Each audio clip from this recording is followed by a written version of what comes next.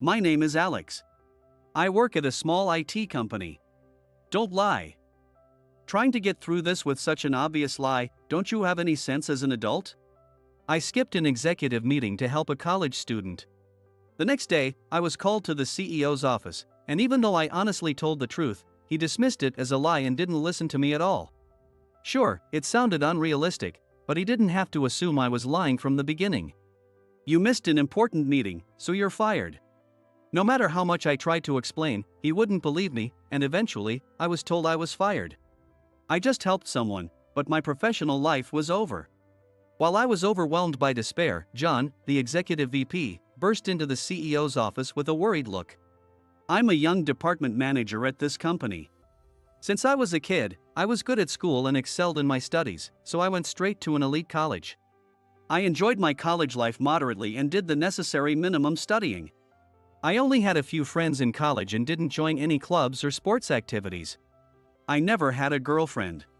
While watching other students having a blast, I found more joy in studying and researching, so I focused on them. I recognized that I've always been a bit of a loner.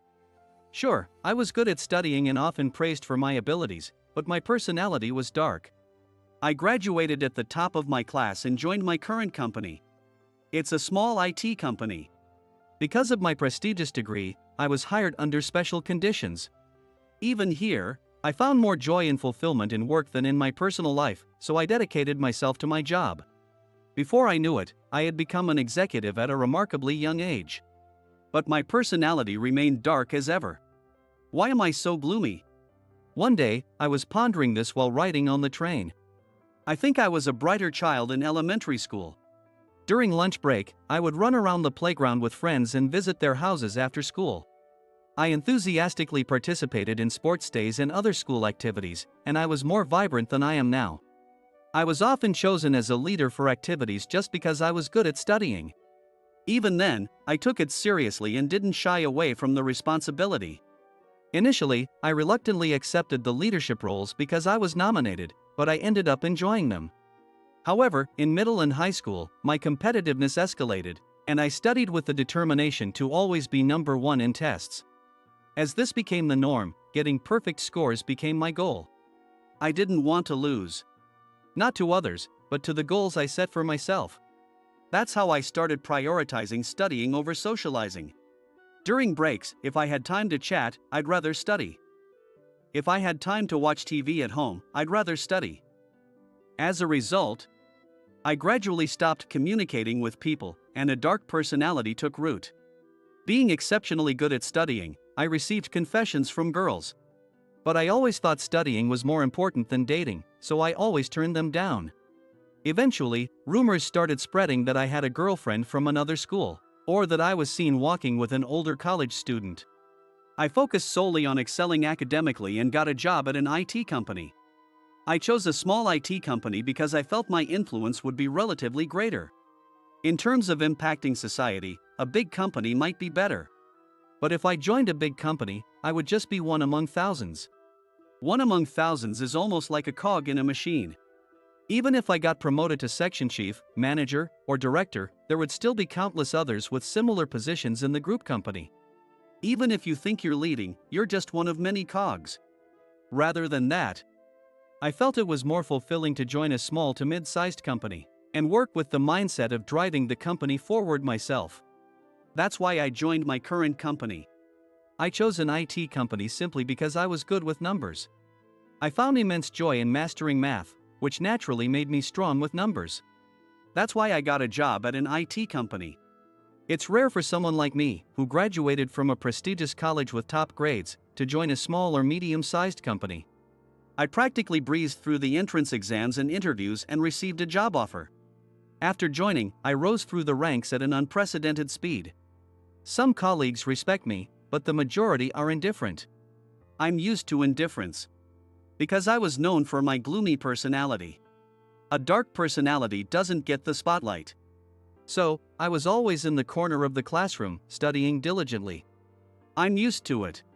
However, the problem is those who resent me. Older subordinates are especially prominent in this. They act extremely polite in front of me but complain behind my back. They call me a robot, saying I'm cold and unloving. Since I'm good at my job, they can't criticize my work. So, they attack my personality, which is a vague area. Our CEO is Mr. Smith, and the VP is his relative, Michael Smith. Michael's son, James Smith, is the head of HR. James is a few years older than me, and he's quite troublesome. He's someone who takes great pride in his meteoric rise through the ranks, even though it was clearly due to nepotism. He boasts about how unprecedented it was for someone so young to become a department head.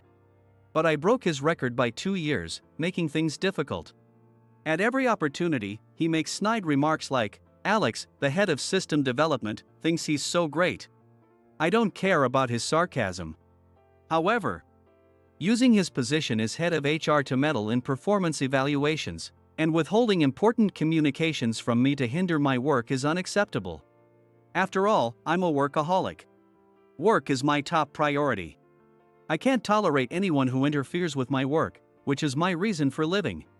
So, I calmly tell him, acting childishly only degrades your own dignity, or, do you realize that your actions harm the entire company? This makes James turn even redder and shout at me more. It's bothersome, so I ignore it after making my point. I just need to say my piece, and that's enough for me. With all this, I arrive at the station near the company. I get off the train. There's an executive meeting today. I want to be seated at least 10 minutes early to read through the materials. I head to the company by my usual route. Technically, I should transfer at this station and get off at the next stop, which is closer to the company. But I prefer to walk the last stretch instead of taking the train. It helps with my lack of exercise, and brisk walking in the morning and evening air feels good. I walk down the sidewalk. I take a side street. Taking the side street is actually faster. Then, I heard the screech of brakes. I turned around. I saw a bicycle colliding with a woman. The young man riding the bicycle quickly got up, but his leg was injured. The other woman remained on the ground, unmoving. I rushed over to her. She looked to be around 20 years old. She had long pigtails and very long bangs. They were so long that they covered her face. She wore round glasses, almost as big as the palm of a hand. But the glasses had been knocked off by the impact. I called out to her. Thinking she might have hit her head, I decided not to move her and just spoke to her. The woman soon let out an "ah" behind me, the man on the bicycle sighed in relief, saying, "Thank goodness." The woman blinked a few times. I could see her eyelashes fluttering through her long bangs. I asked, "Are you okay?" She nodded yes. "I believe my body is functioning normally," she said, with a slight foreign accent. She tried to stand up but seemed very nearsighted and couldn't move without her glasses. I suggested, "You on the bike, you should go to the hospital. I'll call the police first. And you with the glasses, stay here. You should also go to the hospital. But we'll wait for the police first." A few minutes later, a police officer arrived. It was probably a police officer from a nearby police station. We talked with the officer, me, the man on the bike, and the woman with the glasses. Soon, a police car arrived. We were taken to the nearest police station for questioning. Before that, I asked if I could call my company. There was an executive meeting today. It would start in about 15 minutes. After a few rings, Aaron, one of James's followers, answered. He was also one of my colleagues. I knew he didn't think well of me and often complained about me to James. I thought it was annoying that he answered and said, "Is there anyone else around? There must be someone else." After all, it was just 15 minutes before the workday started. But Aaron said, "No one else is here. What do you need?" "I'll pass the message along." Reluctantly, I said, "I had an unavoidable accident and am now going to the police station. I'm just accompanying others, so don't worry. However, I might be late or miss the executive meeting. Please convey this before the meeting starts." That's all. I conveyed the message. Not wanting to keep the police waiting, I hung up the phone. Then I accompanied them to the police station. It took an incredibly long time. I was released around 11 a.m. Right after leaving the police station, I decided to take the young man and the woman to the hospital as a precaution. The executive meeting was already over. So, I decided it was a good time to use some of my vacation days and take the rest of the day off. More importantly, it didn't seem right to leave these injured people to go to the hospital alone. I called the company and took the day off until the evening using my paid leave. The young man on the bike, who only had scrapes and no serious injuries, was heading in the opposite direction, so I saw him off in a taxi. The woman with the glasses got into the taxi with me. She was quite helpless without her glasses. "Thank you for helping me. My name is Rachel. I'm Alex." "Alex. How do you spell that? And your last name is?" I thought about typing it on my phone to show her. However, I hesitated, thinking it would be hard for her to see without her glasses. So, I considered giving her my business card. But then, I thought it might seem like I was demanding gratitude. While I was considering what to do. "Don't you have a business card? Here's my card." "Oh, you can throw it away after checking the spelling." Rachel held the card happily. "Please let me keep it. I'm a student, so I don't have business cards." I thought she had an unusual aura. But her accent suggested she might have grown up in another country in a different culture. Since I consider myself quirky too, meeting someone a bit offbeat doesn't bother me. I waited at the hospital while she got examined. She said she lived alone and her parents were abroad. Without me, she wouldn't be able to get home without her glasses. Thinking that, I reluctantly stayed with her. When I asked if she wanted a sandwich or a bread for lunch, she said both, so I got her both. I thought it was an unbalanced meal, so I added a salad and milk, and she ate it all up. I ate a vegetable sandwich beside her. Her test results came out in the evening. Since there were no issues, I made sure she got into a taxi. She didn't have any money, so I paid. I told her not to worry about paying me back and saw her off. Then I returned to the office. By the time I got back, it was already 5 p.m. The company's regular hours ended at 6 p.m., so there was less than an hour left. I decided to report my tardiness for the day, so I headed to the HR department. I had to report to James. I didn't like him, but it was his responsibility, so I had no choice. "James, I apologize for missing the executive meeting today." I said it formally. Then James said something surprising. "Honestly. Who do you think you are, skipping the meeting without notice?" "What?" I widened my eyes. "Skipping without notice?" I immediately realized what happened. Either Aaron didn't report it on purpose or he was conspiring with James. I had anticipated this, but I could only blame myself for not taking more precautions. I contacted Aaron in our department 15 minutes before work started. I didn't hear anything about it. Then let's bring Aaron here. Don't bother calling Aaron over for such nonsense. This reaction confirmed that James was in on it with Aaron. I made my decision. It's not trivial. Compared to his many breaks, this is minor. I'll call him right away. "Hey, wait." I immediately called for Aaron. "What is it?" He responded to me with a haughty attitude. Even though I outranked him, he still acted like we were just peers. "I'm busy, so make it quick." "Oh, James, good to see you. Thanks for the treat the other day. Aaron, I called you at 8:45 this morning to report my tardiness, right?" "Huh? What are you talking about?" There it was. I sighed at his blatantly malicious response. "See, Alex. This proves you're lying. I'll report this up. You skipped the executive meeting without permission, after all. Expect to face consequences." At this point, there was nothing I could do. I gave up on them and got back to work. Checking the phone records would be quick, so I thought about doing that myself, but today was a no overtime day. On this once-a-month day, the office systems shut down at 6 p.m. I had no choice but to go home. The next day, I was in the CEO's office. "You know why you've been called in today, right?"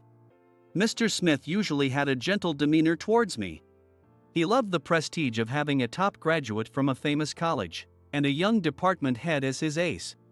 But today, he looked furious. "Is this about being late yesterday?" "Yes." "Why didn't you report it?" "I called at 8:45. "Should we analyze the data?" "Enough with the excuses. There's no record of anyone receiving your call. That's the proof. I glanced at James, who had joined us. Would analyzing the data be a problem for you, James? James was at a loss for words. Then he looked away. Don't go falsely accusing Aaron. If you analyze the data and he's innocent, what will you do then?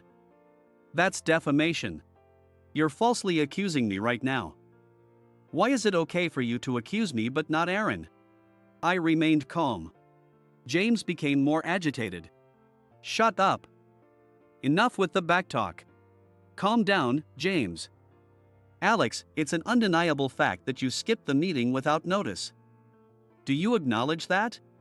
Except for the part about being without notice, yes. I missed the meeting. Alright, then let's hear your reason. I already mentioned this to Aaron, but after getting off the train, I saw an accident between a cyclist and a pedestrian. I was the only witness. So I accompanied the police and answered their questions. Which do you think is more important, your job or others? Michael and James attacked me as if they had caught me in a serious wrongdoing. Was the person you helped a beautiful woman or something? The pedestrian was a woman. Whether she was beautiful or not is subjective. Got it. You just followed that woman. What's more important to you, women or your job? We don't need people who neglect their job. What's more important to you? If there's an injured person in front of me, I prioritize them.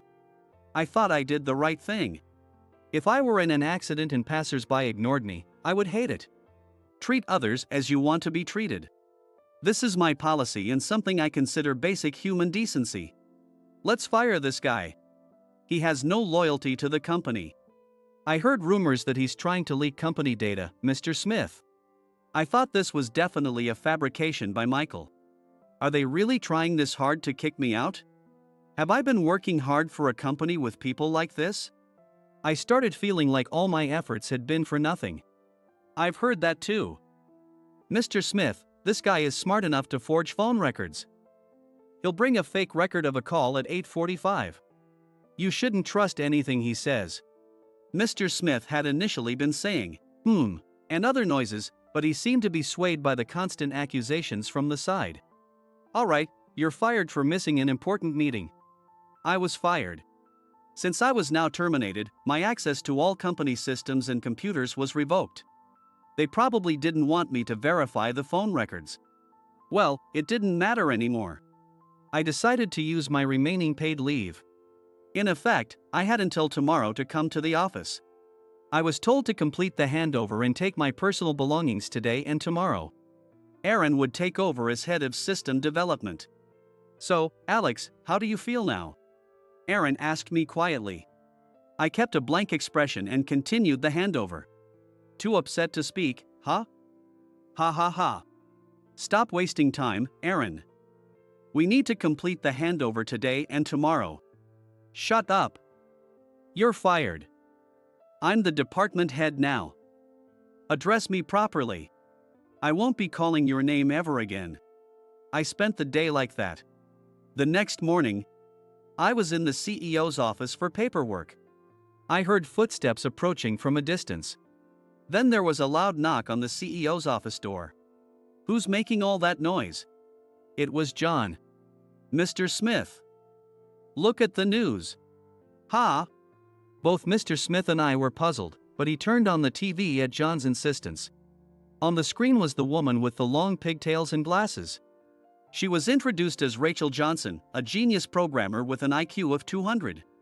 I had heard of Rachel Johnson, a college student in the US with an IQ of 200. Rachel Johnson founded a company at 11, and now handled over 90% of our company's core systems. She was also known for never showing her face. Being a super genius, she didn't attend normal educational institutions. Thus, she had no classmates. She was now in college, having skipped several grades. I was stunned to see her on TV. The girl I helped was on the screen. They had to reschedule the press conference by a day. I apologize for any inconvenience. I had an accident. It wasn't serious. But my glasses got broken, so I had to wait for new ones. Glasses don't fix themselves once scratched, you know. She still had her extremely long bangs. She was wearing new glasses. Since Rachel had never appeared in public before, all the media outlets were focused on her. I met someone very kind. I'll keep his name confidential, but he works at a company called K. He's a department head named Mr. A. Thanks to him, even though my glasses were broken, I made it home safely. Anyway, let's get to the main topic. From that point on, the questions were general, about work, the company, and why she had decided to show herself this time. Listening to the press conference, Mr. Smith completely changed his attitude. Well, Alex, I believed in you. It seems you were really late because you were helping someone. Impressive. And you helped none other than Rachel Johnson, the CEO of our major client. Truly remarkable. Right, Alex? Aren't I no longer a department head? Of course, we'll forget about the firing. We owe a lot to Ms. Johnson, so you, as the company's representative, will continue to. I decline. I packed my things and left right then and there. Later, Rachel came to the company to thank me and repay the money. Upon learning that I had been fired, she announced that her company would cease all dealings with K Company. She also stated that they would no longer provide any systems. Rachel's reasoning was clear. A company that values meetings over helping people? I can't align with such values, so it's impossible for me to continue working with them. That's what she said. Rachel then asked for my address and came to visit me. I didn't expect her, so I answered the door in my loungewear. Excuse me. I'll go change. Please wait a moment. I begged for 3 minutes at the entrance, but she said, my attire is similar, so it's fine, and entered anyway. It's inappropriate for a woman to be alone in a man's apartment. Can we talk somewhere else? When I suggested this, she replied, then let's talk in the entranceway. So, Rachel and I sat facing each other on the hardwood floor of the entranceway. What is this? It's a strange scene, but whatever. It would be ruder to invite her further inside. Here, I'm returning the money from the other day. Rachel handed me an envelope of cash. It's okay, really. I tried to return it. But Rachel insisted, and after going back and forth 3 times, I finally accepted it. I heard you got fired. Yes. It seems you got into trouble because of me. Was it trouble? No, I think it was a good opportunity for me. I never realized how awful that company was. I don't want to work hard for such a terrible place anymore. It's not right to speak ill of someone else's workplace, but I feel the same way. Rachel agreed. Her outfit was mismatched again today, just like the other day. Well, I have to make sure I choose the right company next time. And I'll make sure my subordinates are more careful in selecting partners. We both have lessons to learn. We laughed together. By the way, Alex. Yes, Rachel? Are you an engineer? Yes. Are you good? I hesitated at this question. Am I supposed to say this myself? Well, I majored at a well-known college in the US, so I think I'm considered good here. I see. Then would you like to take the entrance exam for my company? Entrance exam? I was caught completely off guard. I learned that Rachel had come to the US for the final interview of this entrance exam. The final interview is next Sunday. So, Alex, you need to pass the 1st to 4th exams by then. Thus, I had to take the written and practical exams at a rapid pace.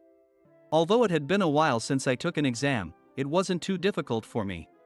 However, it was a top-tier company. The content was more challenging than any other entrance exam I had ever taken. In the final interview, Rachel and I talked about our favorite colors of marshmallows, and I eventually got accepted. I wondered if such an interview was sufficient. But they had already assessed my abilities in the previous exams and understood my character well enough. I officially became an employee of a top IT company. And then, Rachel and I were walking along the beach at night. She wanted to thank me for helping her, and I gratefully accepted. We had dinner in a private restaurant room and were now strolling along the shore. Hey, Alex, she said. Yes, Ms. Johnson? Teach me about the States. Teach me how to interact with people. Teach me about fun things. Suddenly, Rachel stopped and said this to me. I was taken aback. What do you mean? About the States? I've lived here a long time, but I don't think I know enough to teach someone. As for interacting with people, I'm not particularly good at it myself. Fun things, fun things. I fell silent. I didn't understand her intention. I want you to stay with me. That's all. With you, I can learn everything about the States, interact with people, and have fun. Is this a confession? In Rachel's way? Realizing this, I quickly shook my head. She mentioned she was a college student who skipped grades. Her age is probably in her teens. On the other hand, I was in my 30s. This is not acceptable. I took a deep breath. Ms. Johnson. Please just call me Rachel. It feels odd otherwise. Alright, Rachel. I'm a man in my 30s. You're still a teenager, right? Yes, physically. The standard is physical age, so you're a teenager. I see. That means we can't have a close relationship yet. Do you understand? Is being friends also not allowed? Friends are fine. All my friends are adults. In that case, it might be okay. Then, until I become an adult, you'll be my friend, right? Until you become an adult. I understood what she meant. When I become an adult, will you propose to me? She said with a smile. Propose? I was startled. Yes. By then, I'll make sure you like me enough to want to propose. Oh, this won't do. Rachel and I were destined to meet. That's how I felt. It was the first time in my life. My heart boiled over with such intense emotion. We remained friends for 5 years and then got married. Now, I am a father of 3. When Rachel took care of her appearance, she had a very beautiful face. While I'm not superficial and value inner qualities over looks. Knowing Rachel from the time she was seen as quirky or unique, makes me appreciate her even more now. Even though she was a genius, it wasn't pleasant for me to see her viewed through a strange filter. But I love the old Rachel too. Both versions are adorable and both are Rachel. No matter what kind of Rachel she becomes in the future, I always want to be her biggest supporter. And the 3 children Rachel and I had. They are my treasures. Having them gave me more reasons to work hard. Life looks rosy now. I want to continue working hard to ensure that our family lives happily together.